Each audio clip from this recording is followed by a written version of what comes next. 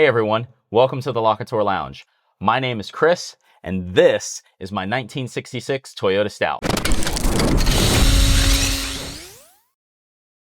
I wanted to properly introduce you guys to this truck. I've named it Henry. Honestly, I named it after the guy that I bought it from.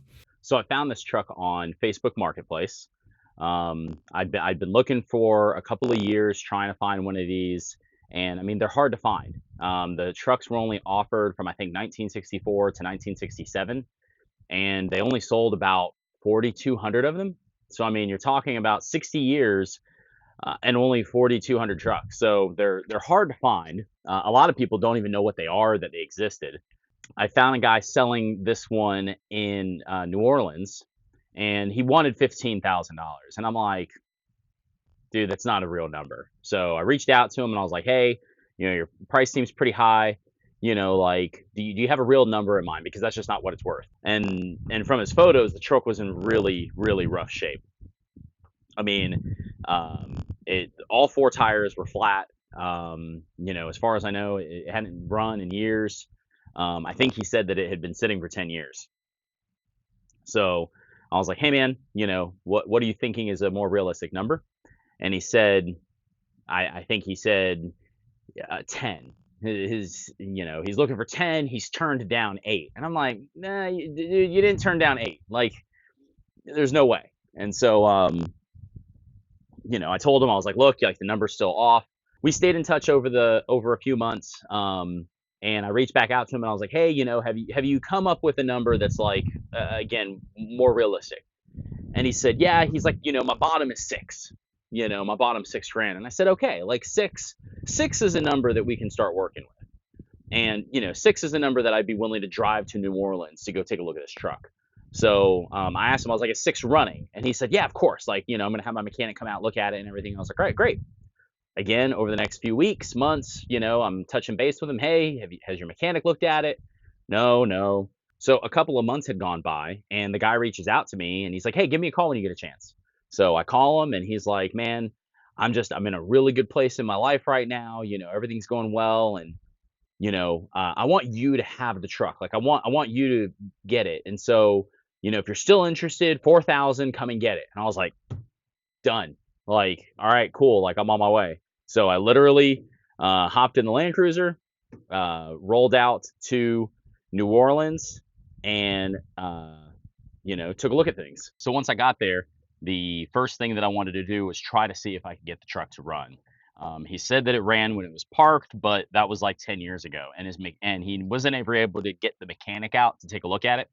So he did mention that it was either the clutch or the brake was out of fluid. So I brought fluids with me. I brought starter fluid to try to fire up the motor. I brought engine oil in case it needed it. A couple of basic tools. And honestly, like just disconnecting this, spraying starter fluid into the carburetor, the truck fired up. I mean, it was awesome. So the truck firing up told me that the engine was at least loose, it wasn't seized or anything. The next thing that I had to figure out, or the next thing that I wanted to try to do was to get it to move, because I tried pushing it and the truck just was locked up. Like it didn't want to move. These trucks have 4-wheel drum brakes. And so I was worried that they were seized.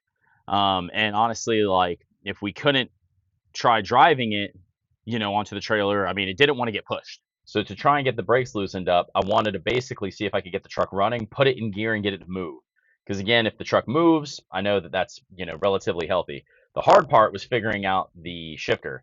So one of the things I love about these trucks is they're a 4-speed manual on the column. So I had to try to figure out what the shift pattern is. And so this is it. So you're going to pull towards yourself and go up for 1. You go down for 2. You go back to center. You push away from yourself. Up for 3. Down for 4. And then reverse is going to be pushed all the way down to the floor and down. It's just like your standard H pattern, just on the side here. So again, to kind of see that, it'll look just like a floor shifter. So you've got 1, 2, 3, 4, reverse. That whole experience was pretty funny trying to figure out the shifting pattern and everything. I actually reached out to my buddy Jesse in Colorado and said, hey man, like, do you know what the pattern is? Because like, I have no idea what gear I'm in for any of this. But once I was able to get that figured out, driving the truck actually broke the brakes loose. So that told me that it moved, the transmission was moving, and I was like, all right, cool, this works. I ended up talking the guy down. He told me to come out there for $4,000. Kind of going through the truck, there were some other, you know, there's rust issues, you know, there's some damage to the windshield. And let me actually show you guys some of that.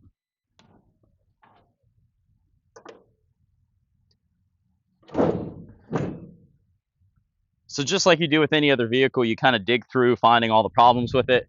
And with those problems, I was able to actually talk him down another $500. So I was able to get the truck for $3,500. Some of the stuff I pointed out, you know, I've got some damage to the windshield. There's a bunch of, you know, chips here. And I mean, these windshields are impossible to find. Guys will buy whole trucks just for the windshield. So, you know, I pointed out that stuff. You know, the rust as a whole isn't all the way through. I mean, this is all just surface type stuff. But here on the passenger side of the cab, it did actually eat all the way through. And so, you know, again, stuff like that, I was able to talk the guy down a little bit. But as a whole, this truck is just rock solid. Everything on it is metal. I mean, these front these front grill cowls, the grill, I mean, all of this is metal, and it's thicker metal than what everybody's used to from the 1970s Japanese cars. The truck came on the original stock steel wheels, but the tires were completely shot. They were all they had flat spots, so it was causing a lot of vibration when I first got the truck running. So I had this spare set of wheels sitting around, and it's amazing because the truck is the standard Toyota 5x114. So that's pretty cool. It's got a big bed on it. I've owned a couple of the Toyota Hiluxes, and while the length is the same, this bed is a lot wider, which is nice. So, and again, I mean, this thing is rock solid. Just to kind of highlight a couple of the favorite features of the truck. I mean, very odd. You've got the ignition on the left side. Here, you've got switches for wiper, parking lights, and these are going to be your headlights. You've got this sticker here that identifies the top speed for each of the gears. And hands down, one of my favorite things is the speedometer. So the way that the speedometer works is that's not a needle. It's actually like it's a cylinder. It's a roll style, and as the roller turns, it's painted that green, so it fills the gauge. So it kind of looks like a thermometer as you're going.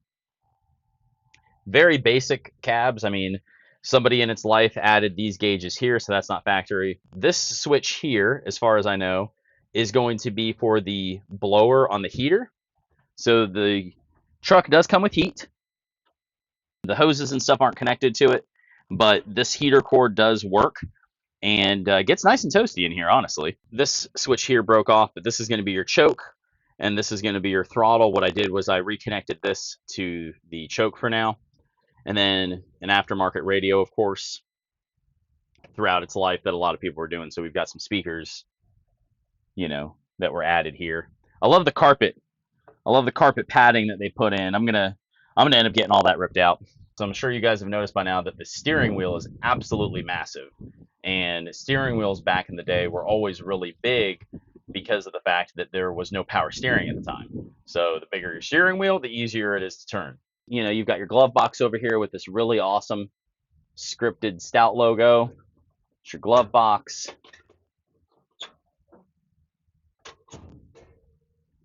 And of course, it's the 60s. Cigarette lighter, ashtray. And then another thing that's obviously super funny that everybody laughs at is this rifle rack that the guy had a samurai sword in. And yes, that came with my truck, and I have left it there.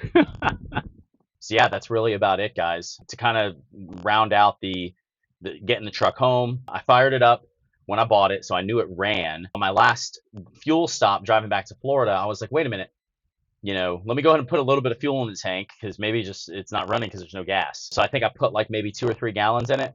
When I got home, I hit it with starter fluid again, fired up the truck, and I mean, and it ran and it stayed running. I drove it off of the trailer. I drove it around a quick block of my neighborhood, and I was like, this is nuts, like the truck drives. So yeah, just an absolute blessing of a good example of this truck that I found. It's run well. A couple of things that I've had to do brakes to it because the brakes were leaking. I did end up having to replace the carburetor on it. It had like I think it was a GM 2-jet Rochester was the name or something. I was able to find an original Nicky carburetor. That's what you guys saw in there now. So I'll have a video coming for that process. Or I had to work on the carburetor recently, so that'll be a video I've got coming. But otherwise, goals for the truck. This is never going to be a perfect truck. It's not going to be a show truck in the sense that like I'm going to get it fully repainted and it's going to be mint. Like I love all of the wear that it's got. I want to stop it. Like I don't want any rust to continue to get worse. So there's a couple of spots I'll repair. Obviously, I showed you guys on the roof. I've got a set of wheels that are coming for the truck, which I think are going to be a lot more period correct. But otherwise, like this is my workhorse. This is my work truck. When I got projects around the house, like this is what I'm using to haul stuff. Dream goals is I do want to cut off that rear bumper. Like that's a custom, thing that everybody did back then. I do want to cut that off and make a cleaner looking rear bumper so that I can still tow. And dream goals is that I'm able to tow my 77 Celica to, car shows with this truck. So, I mean, that's goals. We'll see how things go. Projects always run down the rabbit hole and go other directions, but as a whole, this truck is in amazing shape. If you guys have any questions, if there's anything on the truck that you want me to like specifically cover or go over, let me know. Drop anything down in the comments. Be sure to like, subscribe to the channel. I hope that you guys have enjoyed getting to know Henry, the 1966 Toyota Stout. We'll see you guys next time.